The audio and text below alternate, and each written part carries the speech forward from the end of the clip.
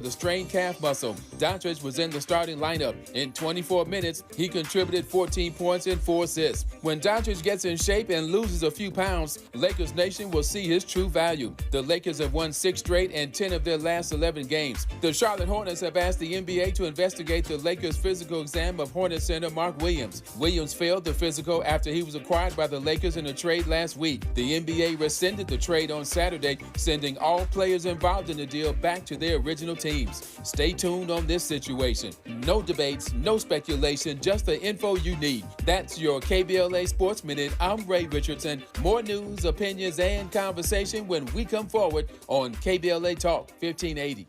What you want to do, huh? KBLA Talk 1580 is thrilled to share that we have been named as a semi-finalist for the coveted American Climate Leadership Awards, honoring our climate work last year. We're also delighted to announce year 2 of our Climate Justice Crusade. This year's $2 million 12-month campaign will link and combat the relationship between climate change and poor health outcomes for African Americans and the poor. Climate inequities have taken a toll with multiple health triggers in the Black community, such as extreme heat and poor air quality, made worse by the recent wildfires. Our work to ensure climate justice and climate equity continues. In the coming weeks and months, you'll be hearing a lot more about our 2025 climate campaign. To learn more about our plans for this year and the companies and organizations supporting us, log on to our website at kbla1580.com. Caring about the climate, caring about the community, changing the conversation. At KBLA Talk 1580, we've got your black.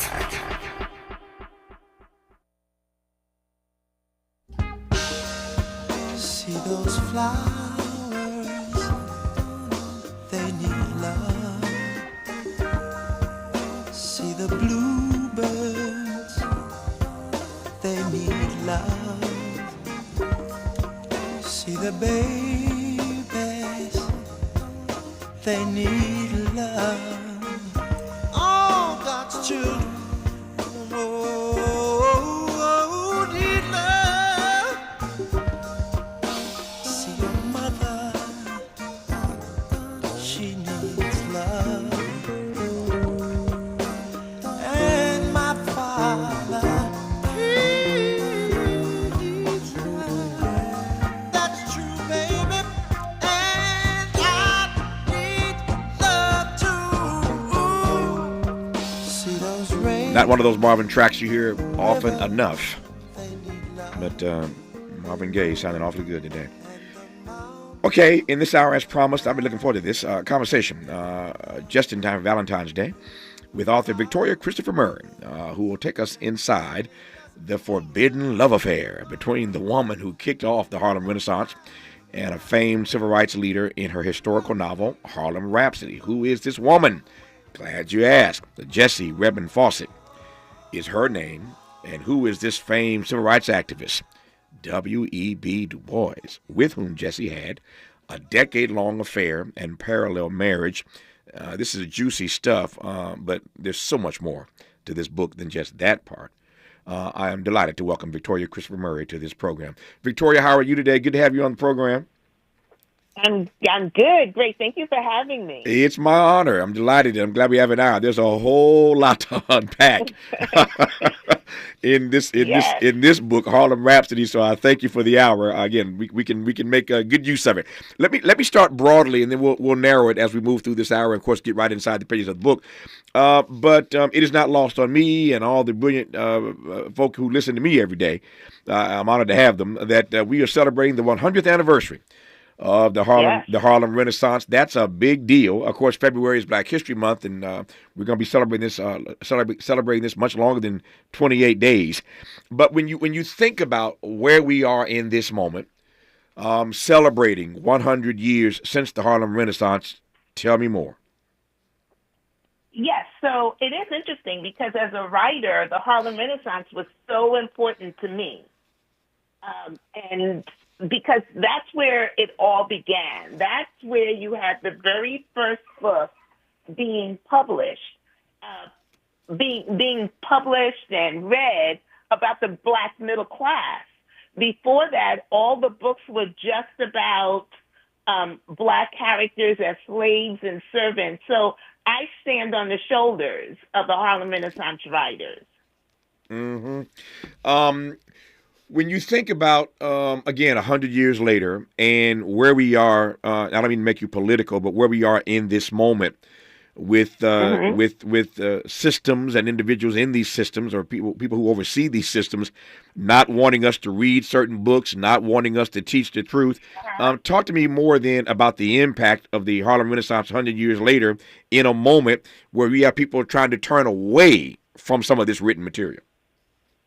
I have to be political. It has to be political because, one of the things that W.E.B. Du Bois wanted to do with his Crisis magazine was he felt like all art needed to be activism.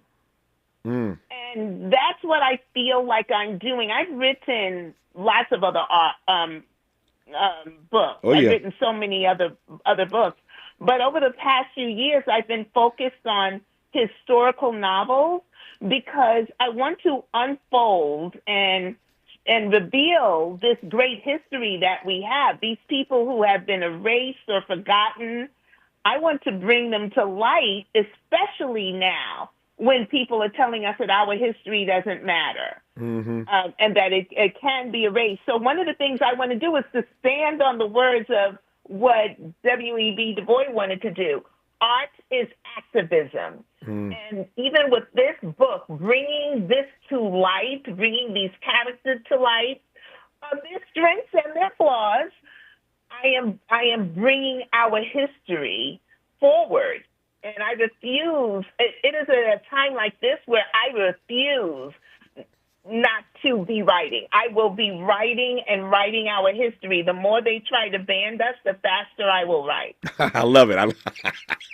I'm loving Victoria already. I'm digging her already. Let me ask you this. I love that Du Bois admonition that art needs to be activism. This is inside baseball, but for all those persons who listen to me who are in fact writers and all those who want to be writers, pay attention to the answer to the question I'm about to ask right now. Du Bois is right, I think, that all art needs to be activism. And yet, when people read your stuff, they want to be entertained. So how do you turn art into activism without proselytizing, if that makes any sense? Oh, that is interesting. One of the things I will always remember is I'm a fiction writer, Tavis. I write fiction. And so fiction, by its definition, is entertainment. Yes. And so I don't forget that part. And maybe that's why for 25 of these years that I've been writing, I was writing those drama-filled books so that I could bring that gift into what I'm writing now. But the history is so important. What I'm able to do with historical fiction is both. I'm able to educate. I'm able to entertain.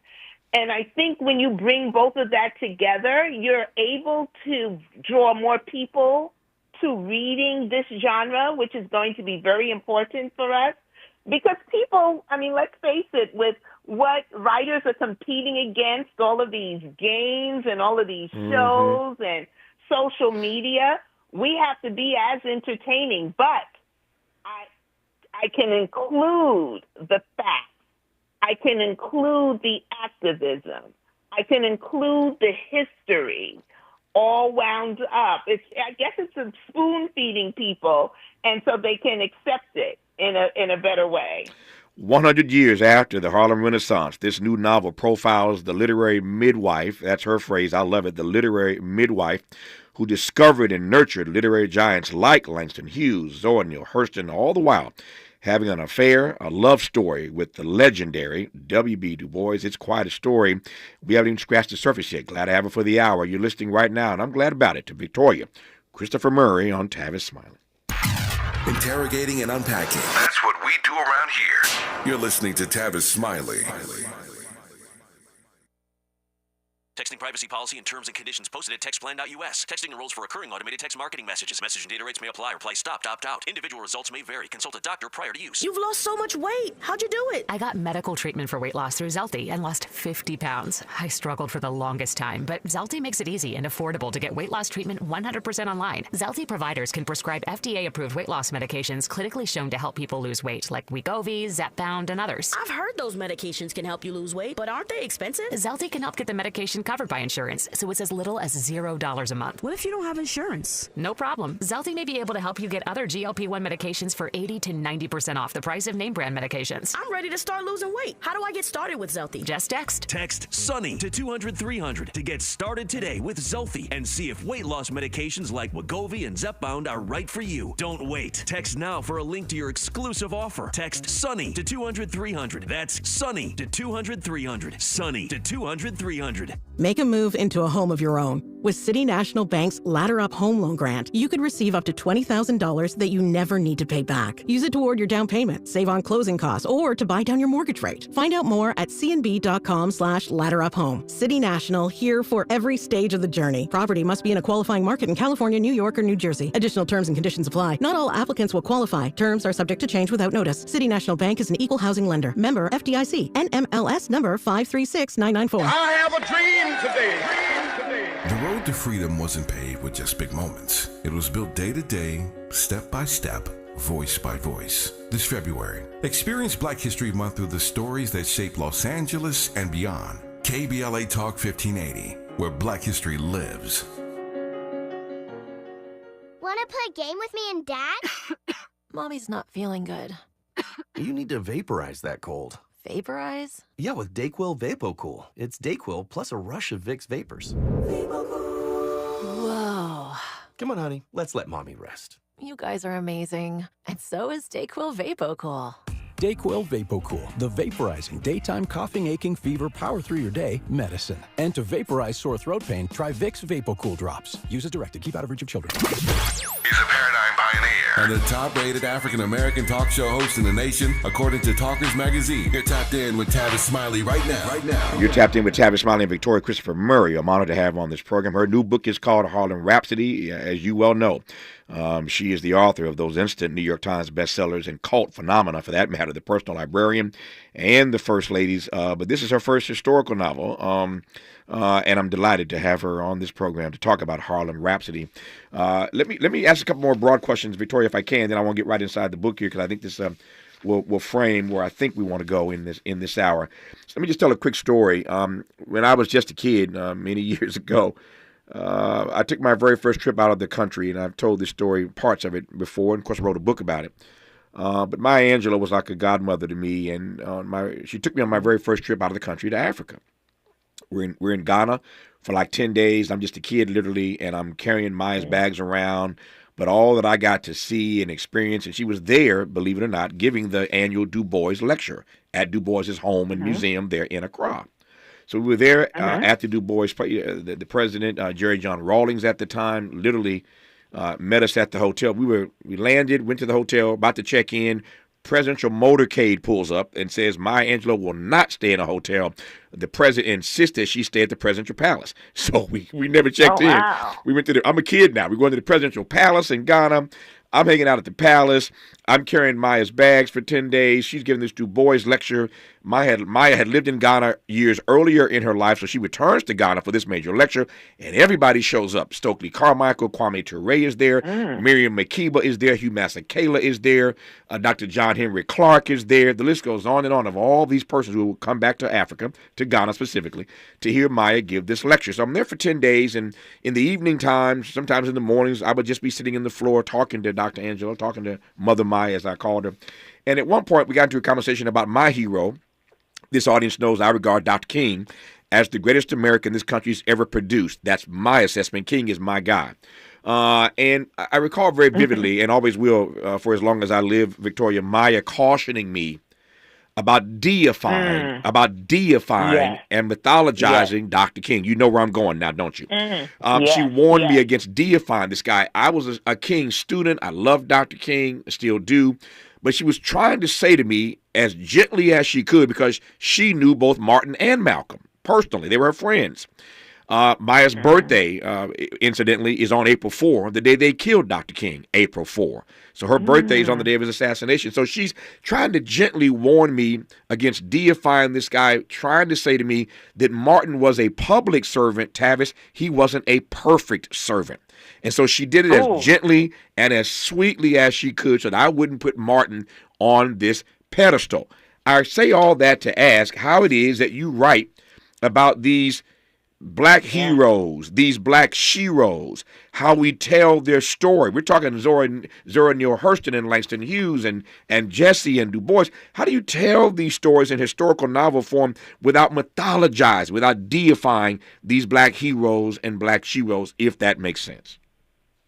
Yes, well, I knew exactly where you were going once you started because, I remember when I was writing The First Ladies, which was about Mary McLeod Bethune and Eleanor Roosevelt, I went down to Bethune-Cookman University and just to get a lay of the land of where she lived. And I spoke with the provost of the university there, and he said he was very glad that I was writing a novel and not a nonfiction about Mary McLeod Bethune. Because he said all of those biographies made her look like a statue. And he said, please give her humanity. And I thought about that the whole time I was writing that book. And then when I was writing this book, I was writing about Jessie Redmond Fawcett, this woman who discovered every single writer of the Harlem Renaissance. And then I discovered that she was having an affair with W.E.B. Du Bois, and at one point, to be honest, I didn't want to include the affair because I was still trying to keep these people up on a certain pedestal.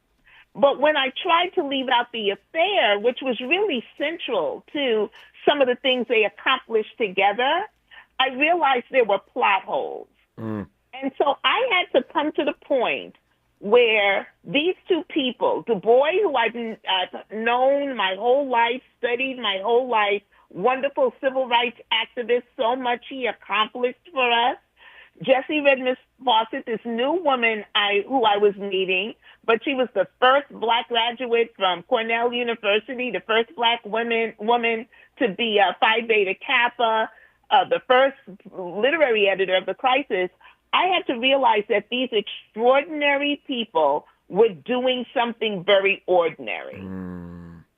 And I had to accept that what made them extraordinary was that they were ordinary. Yes. That's what made them extraordinary. Yes. And so I had to put them in there completely because while they were having an affair, she was meeting 17-year-old Langston Hughes and convincing him he could be a writer.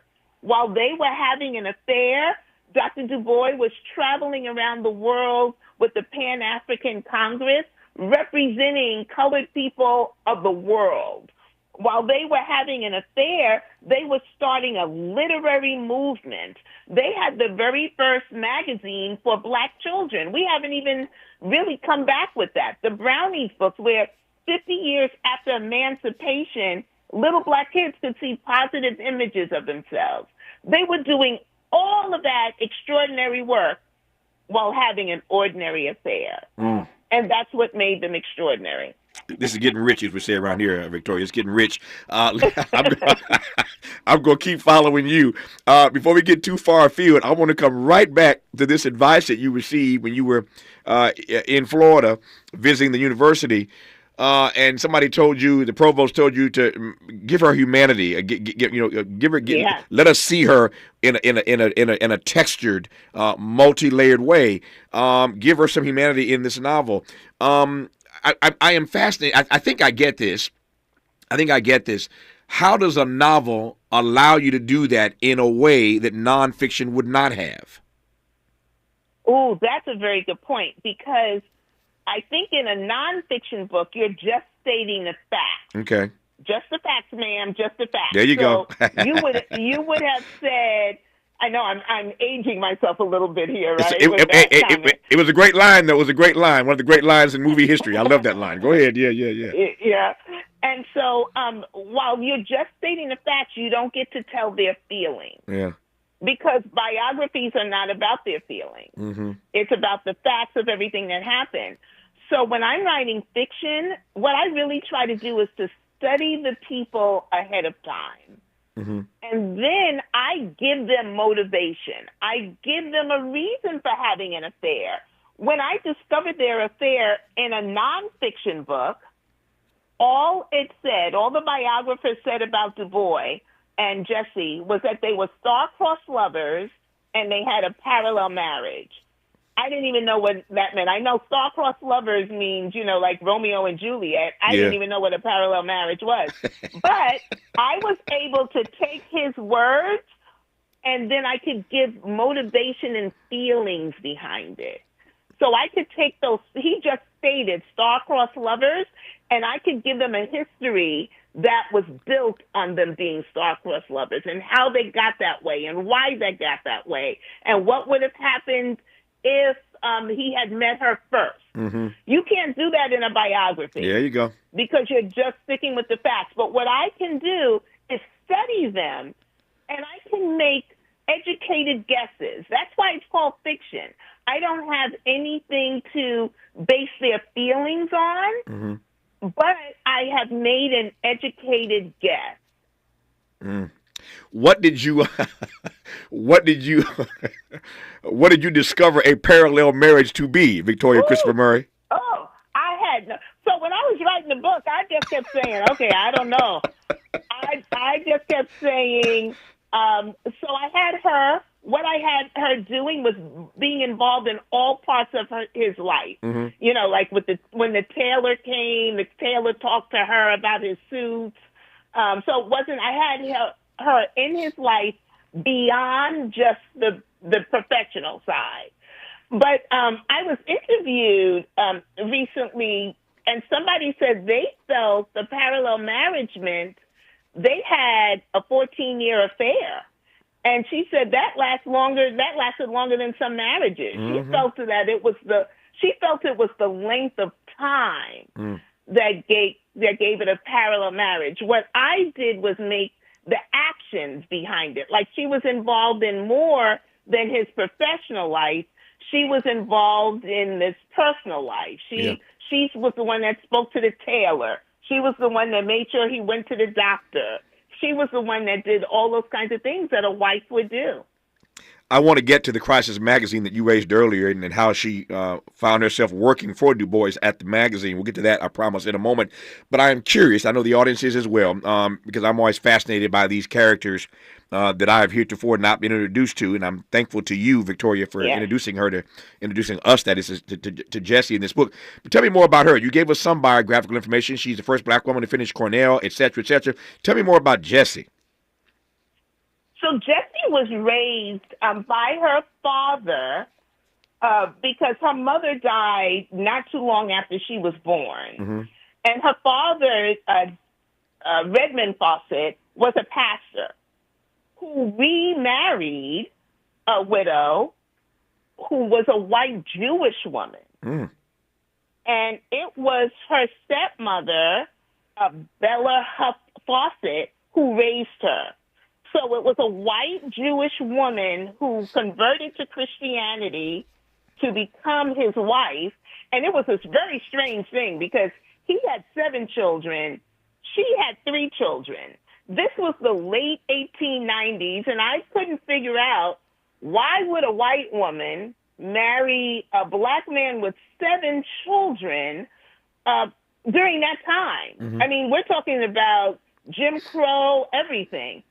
And what I discovered after going down the rabbit hole for like 3 weeks, because I had to understand her mother to understand Jessie, because that was the woman who raised her, was that when I went into the census, I saw that Isabella's first husband was black.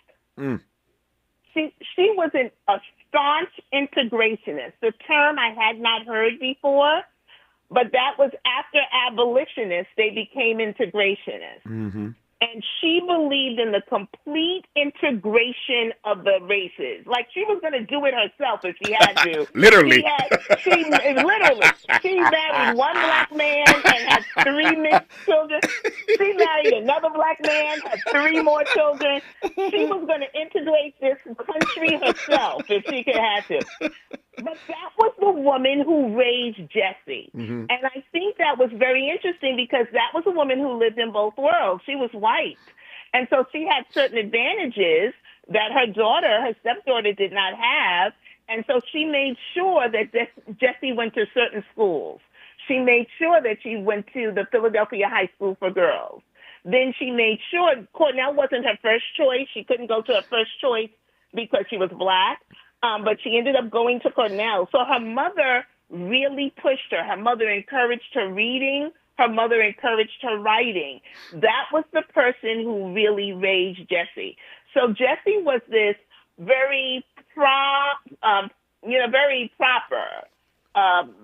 woman who was raised in what Du Bois would call a talented 10th. She was part of the talented 10th. Sure. Because she had her master's. She could speak several languages. And this was the woman who ended up going to work for him. Yeah.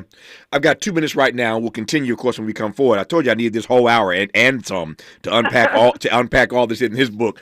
Victoria is an amazing guest and a great writer on top of that, obviously. Very quickly, though, what would you say about the way that being raised by this white woman who was going to integrate the world by herself if she needed to your earlier point, how did that impact Jesse's views of race relations, certainly then?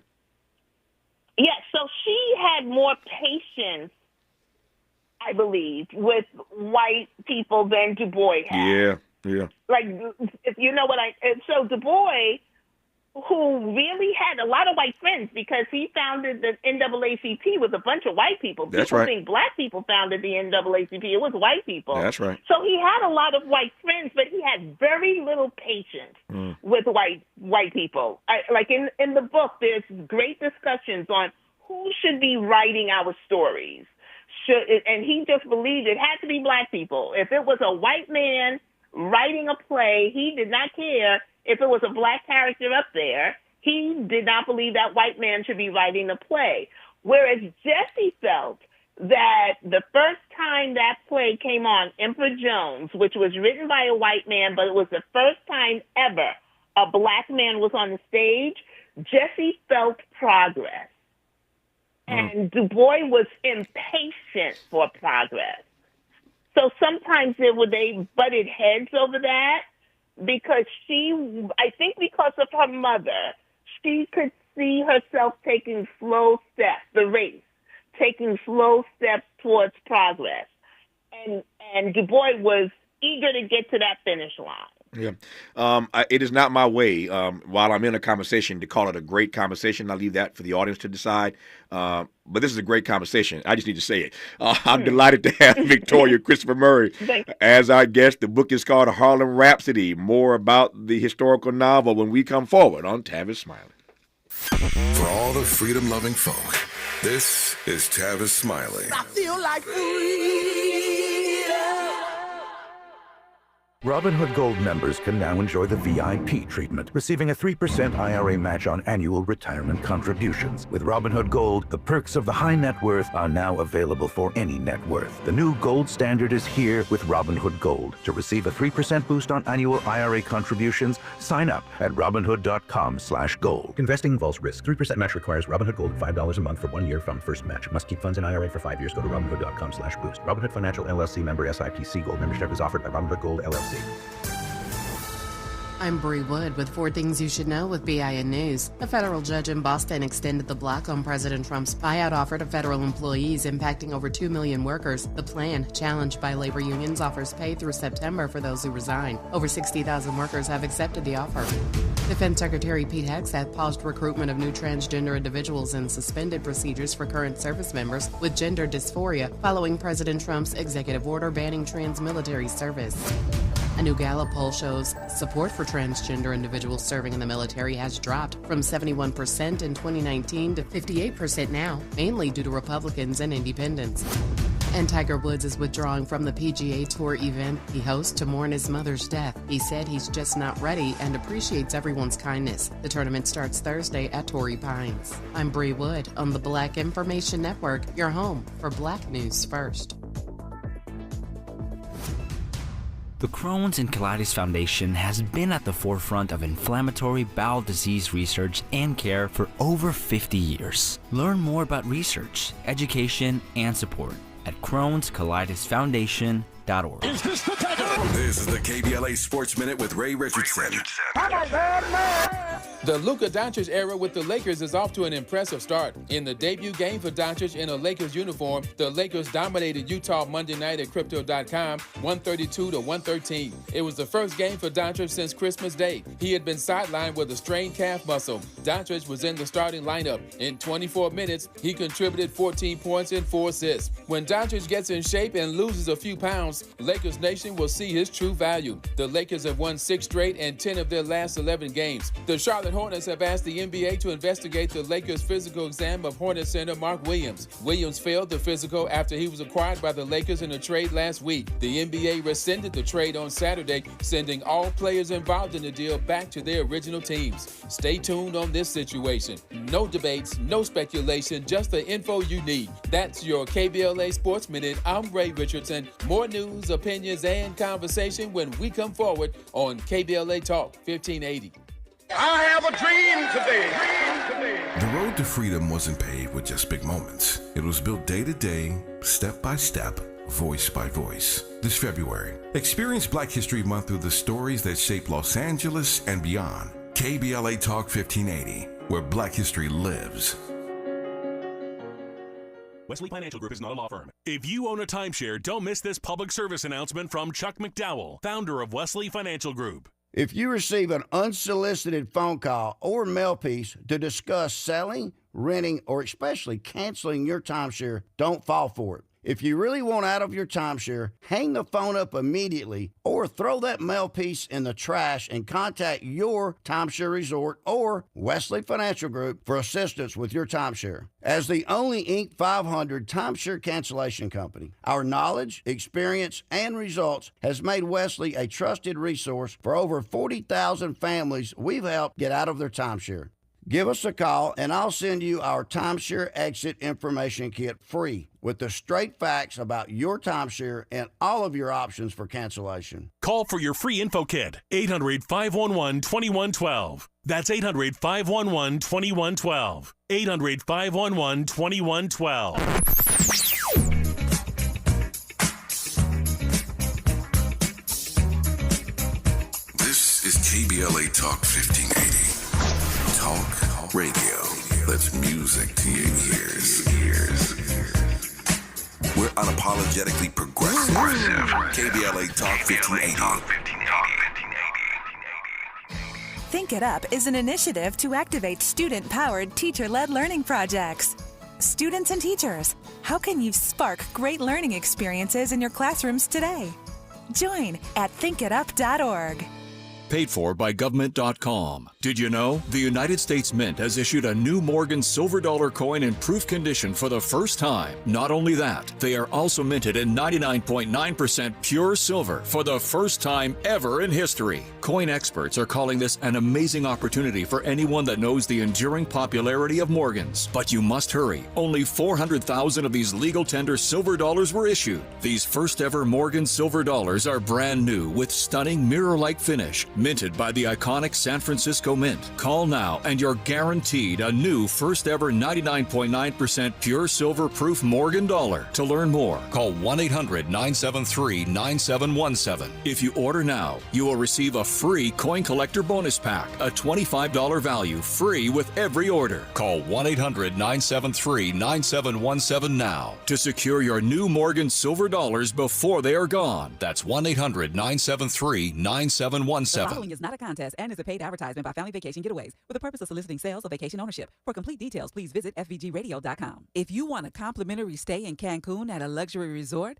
then Family Vacation Getaways may have your ticket to paradise. We're giving away a 5-day and 4-night stay to the first qualified 50 callers who can name an animal that lays eggs and is not a bird. an animal that lays eggs and is not a bird. Do you know it? Call now, 800-868-6431, 800-868-6431. You may also be eligible for an exciting bonus vacation to Orlando, Florida for just $398. And don't worry about anything ruining your plans. We can extend your travel up to 18 months. Name an animal that lays eggs and is not a bird, and you may be eligible to get a complimentary Cancun resort stay and an optional bonus vacation to Orlando for just $398. What are you waiting for?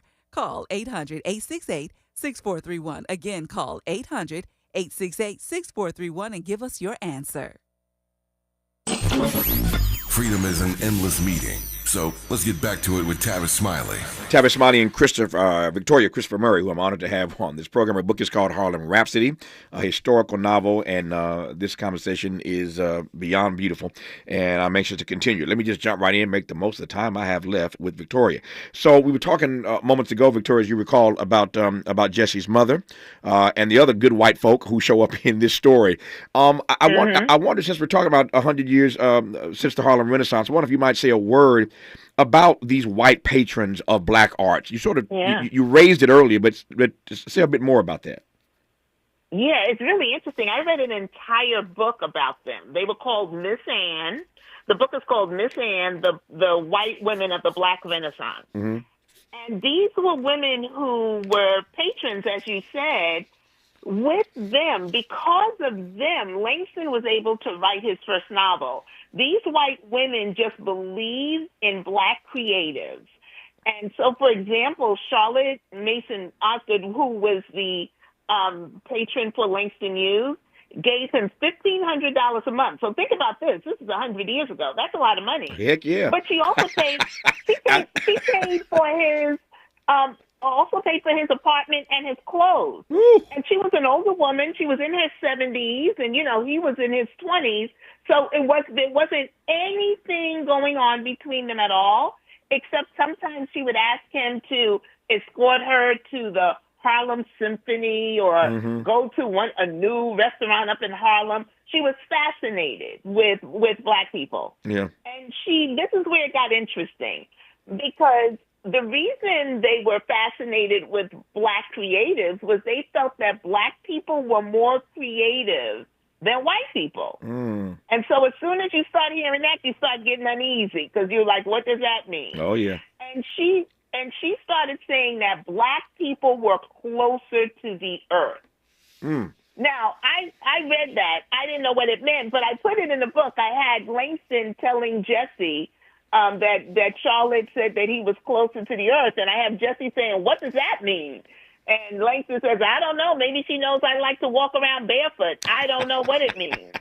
And so all of those kinds of things, it was so interesting because without them, the patrons, some of these black artists like Langston and Zora and Elaine Locke and some of the other ones wouldn't have been able to write. They were able to write without care, without fear of money. No, financials were not an issue. Yeah. But on the other hand, they had racist views, very racist views. And every single one of those breakups were bad breakups. Because I think their money, once they were giving you money, their mouth followed. Oh, yeah. And Charlotte wanted Langston to write only things about Africa and only things in a certain way. And Langston was like, I've never been to Africa. I don't know. And so they ended up they had such a bad breakup that Langston left New York for a while and went to California. See, and before that story turned, Victoria, I was just about to announce for all the white women listening right now who want to send me a monthly stipend and pay my rent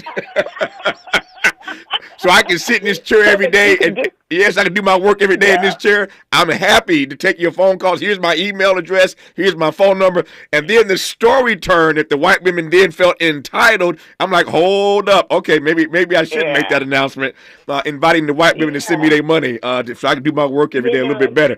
Anyway. And it was such an interesting situation because they were doing good. Yeah. But the reasoning beneath it was strange.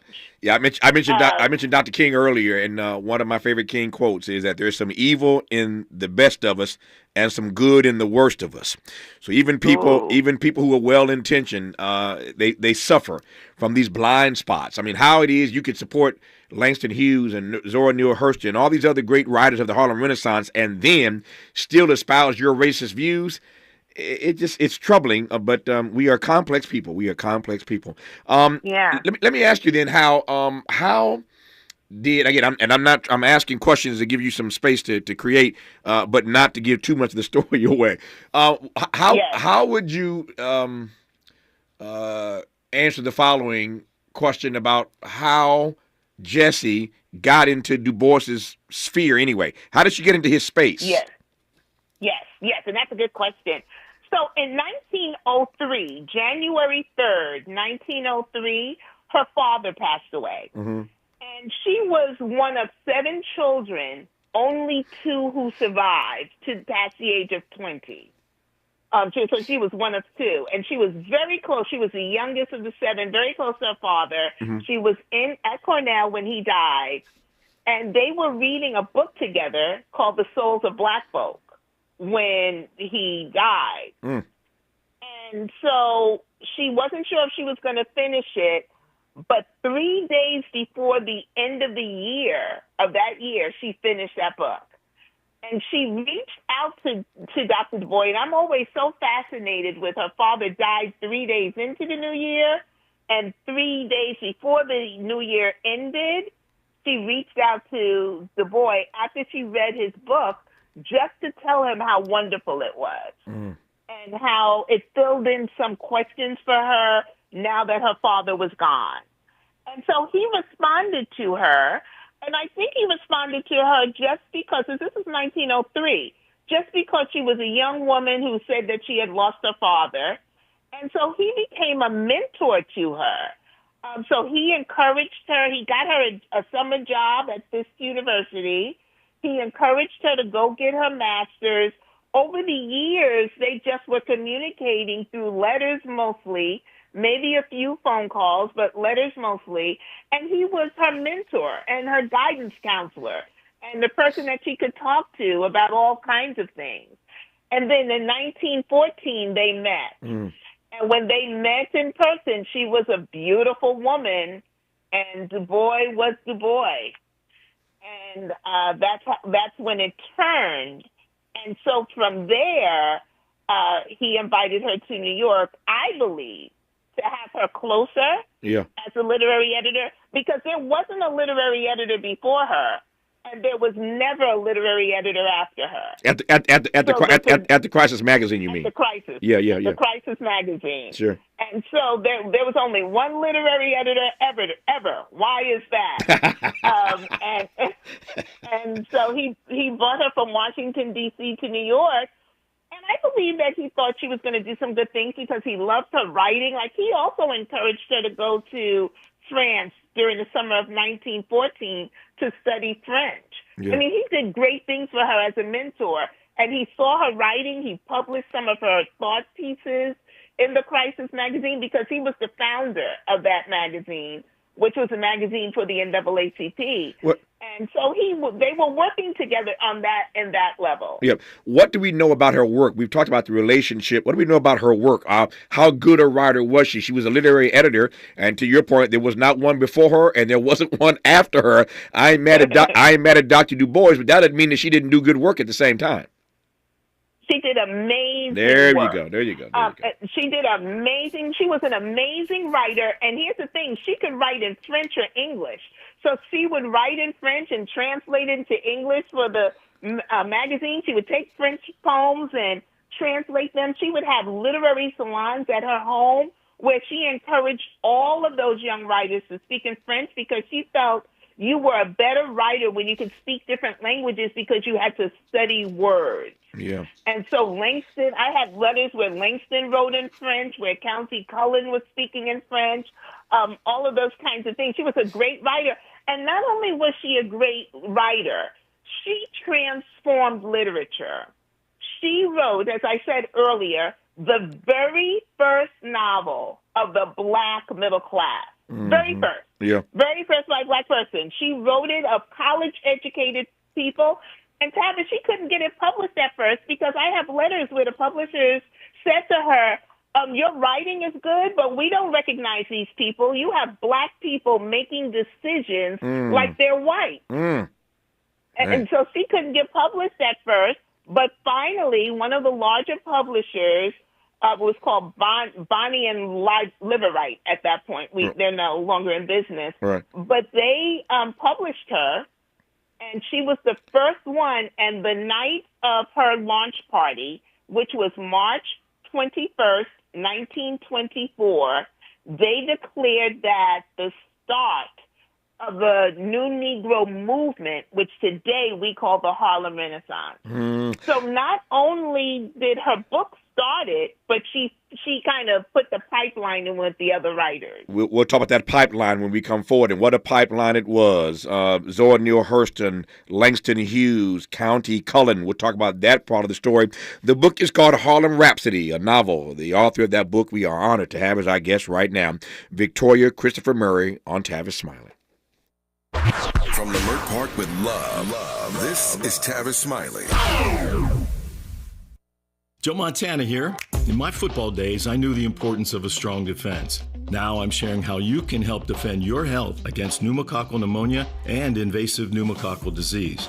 Are you 50 or older like me? The CDC now recommends vaccination against pneumococcal disease. Even if you're healthy, your age puts you at increased risk and over 6 times greater risk of hospitalization with pneumococcal pneumonia than adults under 50. Schedule your appointment today at vaxassist.com. Sponsored by Pfizer. They can do anything they want to us. We might not be back. I might be in jail. I might be anywhere. But when I leave, you can remember I said with the last words on my lips, I am a revolutionary.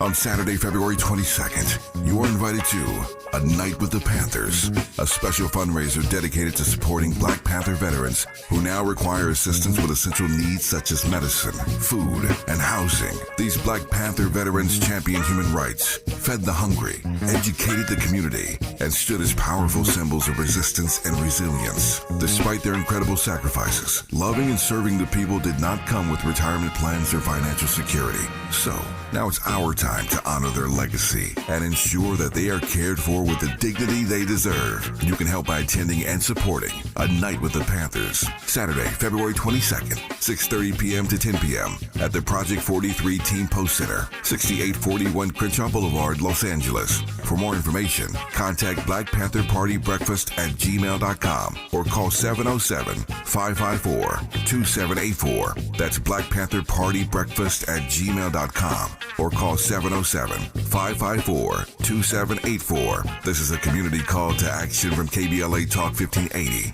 At KBLA Talk 1580, we've got your black.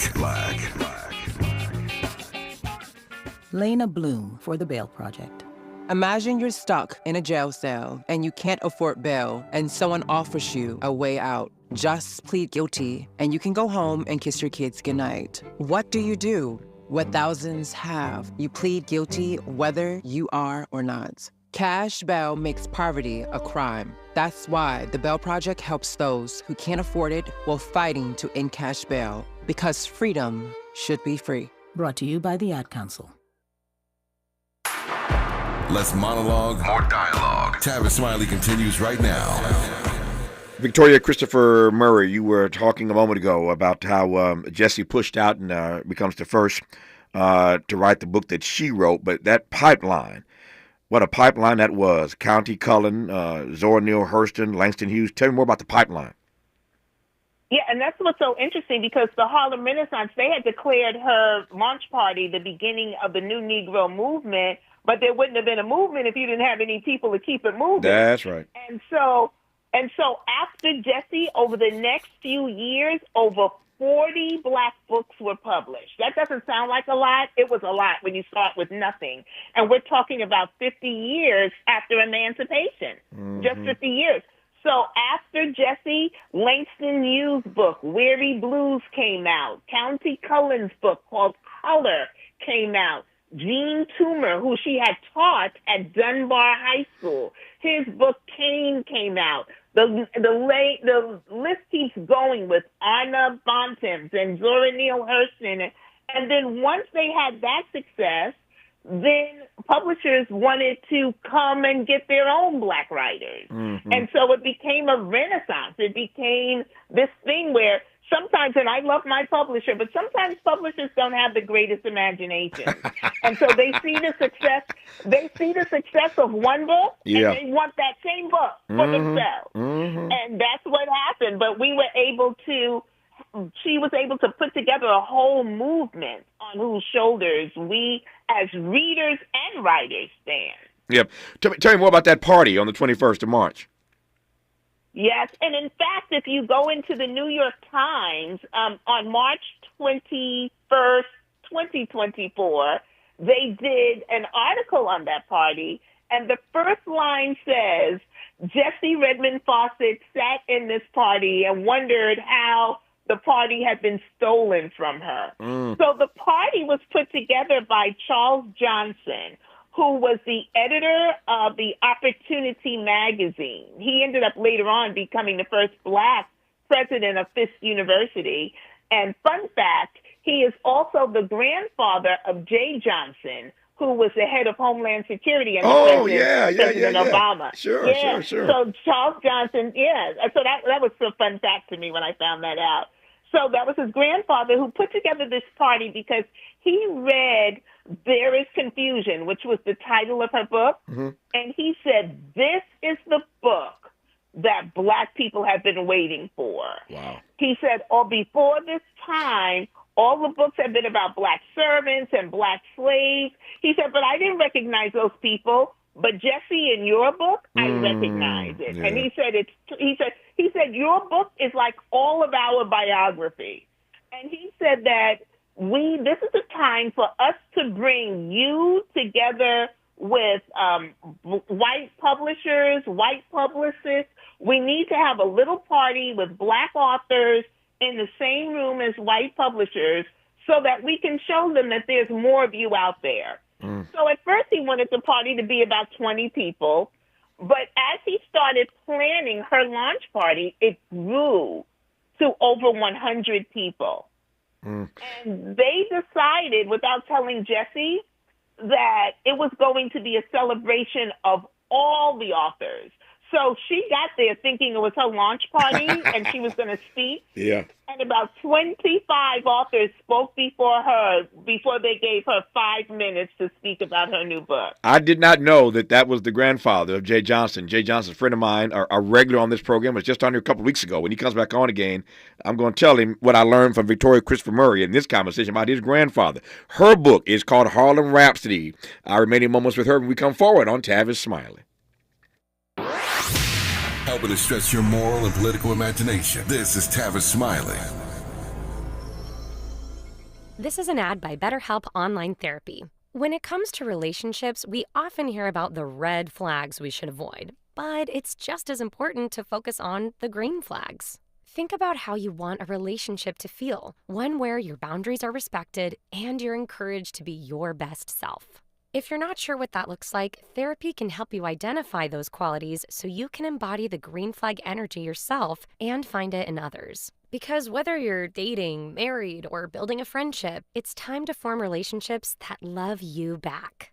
BetterHelp connects you to a diverse network of over 30,000 therapists worldwide with expertise in a wide range of issues, from depression and anxiety to work and relationships. It's 100% online and sign-up only takes a few minutes. Find your green flag energy with BetterHelp. Visit BetterHelp.com/ABC Radio today to get 10% off your first month. That's BetterHelp, HELP.com/ABC Radio. KBLA Talk 1580. We've got a lot to talk about.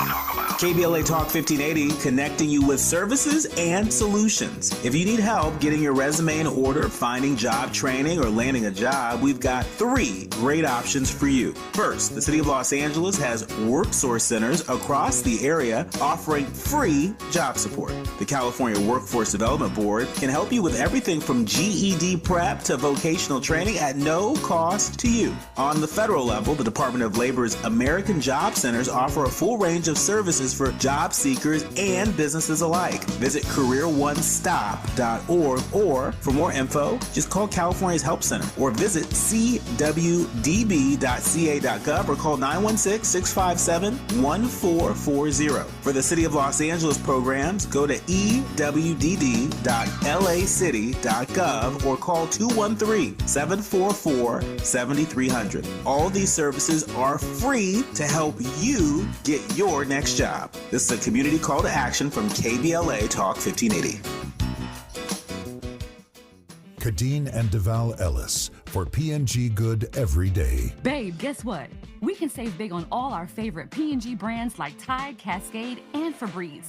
Plus, support great causes every day. Wait, hold up. You telling me we can save money and feel good about it? How? Well, remember how Granny and Big Mama used to save money by cutting those coupons out of Sunday Vapors? Now we just go to pggoodeveryday.com, sign up for P&G's free rewards program, and get exclusive coupons. Okay, so we can get VIP status and save money. Exactly. We stock up on the P&G products so you, the boys, and I are good every day, just like our folks did for us. Well, you better go visit pggoodeveryday.com right now, because you got to go buy some detergent and toothpaste and toilet paper. Me?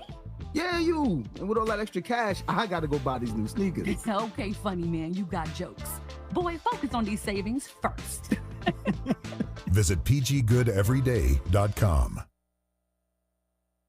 More honesty than you can handle. More empowerment than you can imagine.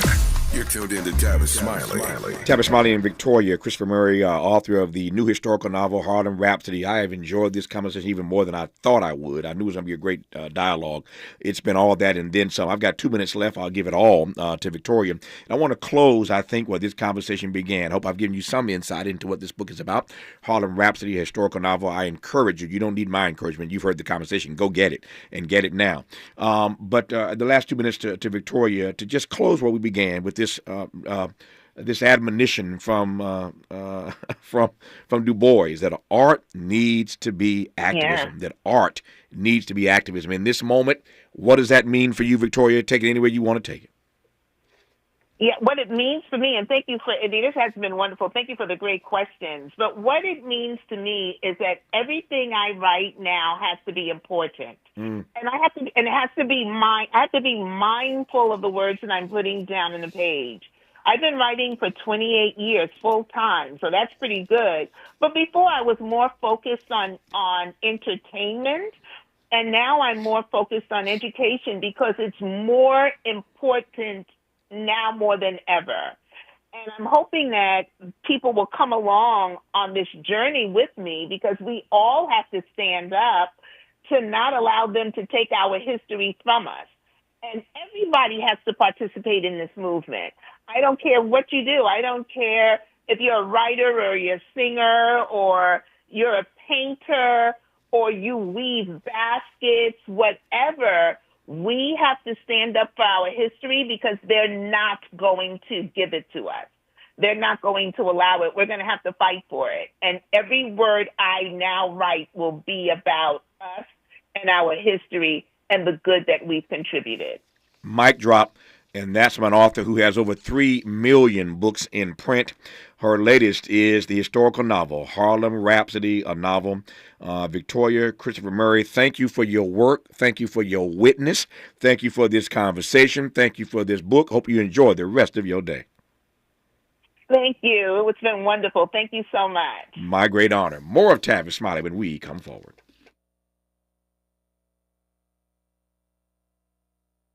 KBLA 1580 Santa Monica. Individuals in suspended procedures for current service members with gender dysphoria following President Trump's executive